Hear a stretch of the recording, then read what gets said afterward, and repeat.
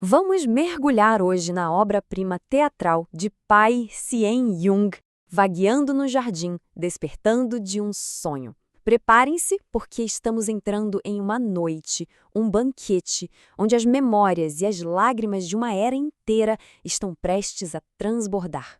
E essa é a grande pergunta que pulsa no coração dessa peça, sabe? Como é que um evento tão luxuoso, tão cheio de glamour, pode ao mesmo tempo ser o palco para os fantasmas do passado e para todas as dores que nunca foram ditas em voz alta? A nossa jornada aqui começa exatamente como a própria peça. A gente entra em cena e o cenário é, uau, a festa opulentíssima da Senhora Dou. Cada detalhe, dos arranjos de flores aos talheres de prata, é uma tentativa desesperada de recriar um esplendor que o tempo simplesmente já levou.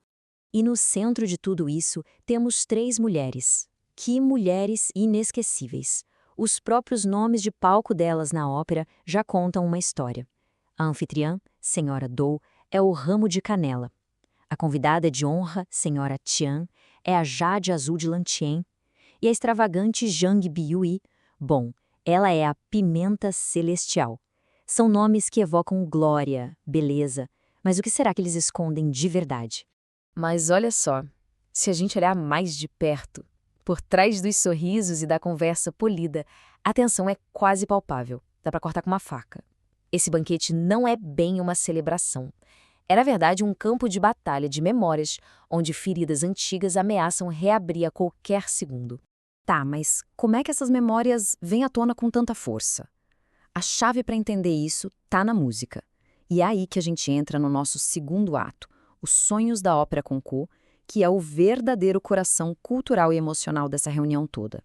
Para essas personagens, a Ópera Concours não é só música. De jeito nenhum. É a trilha sonora da vida delas. É a chave que abre a porta de um passado dourado que o presente simplesmente não consegue mais alcançar. Cada nota é como um portal para um tempo que já se foi. E essa lembrança de uma apresentação que foi lendária ilustra isso com uma perfeição incrível. Quando elas falam que os artistas famosos do Norte e do Sul estavam todos lá, elas não estão falando só de música. Elas estão revivendo o auge das suas vidas, aquele momento de glória que o hoje não permite mais. Agora, a gente chega na técnica teatral que é talvez a mais poderosa e inovadora da peça inteira.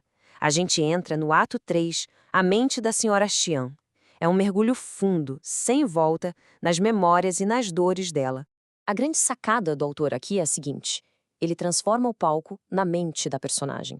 De repente, a festa desaparece, e quem está assistindo é lançado diretamente nas memórias fragmentadas, emotivas da Senhora Qian. É o que chamam de fluxo de consciência, só que acontecendo ali, ao vivo, no palco. E como é que isso acontece visualmente? Imagina só, é uma coreografia perfeita de luz e som. Uma única palavra, dita na festa, serve de gatilho. As luzes do banquete se apagam, um holofote isola a Senhora Qian no palco e projeções começam a criar cenários de sonho ao redor dela. Pronto, a gente foi transportado para dentro da consciência dela. O primeiro mergulho é numa memória feliz, quase um sonho. A Senhora Qian se lembra da sua antiga glória, de quando ela era anfitriã de uma festa incrível para a Senhora Dou. E o palco se enche com a imagem de um jardim florescendo, um mar de flores, o símbolo do auge da vida dela. Logo em seguida, a memória fica mais intensa, quase febril. Vem flashes, fragmentos de um romance proibido, avassalador, com seu amante Zheng Yanqing. A linguagem é poética, sensorial, e a gente sente a profundidade daquela paixão. E então, o golpe final, o clímax traumático, a memória da traição, de ver a própria irmã com o seu amante. A dor é tão avassaladora que no meio de uma canção, a voz dela simplesmente some. A glória do passado se estilhaça num único instante de dor e silêncio.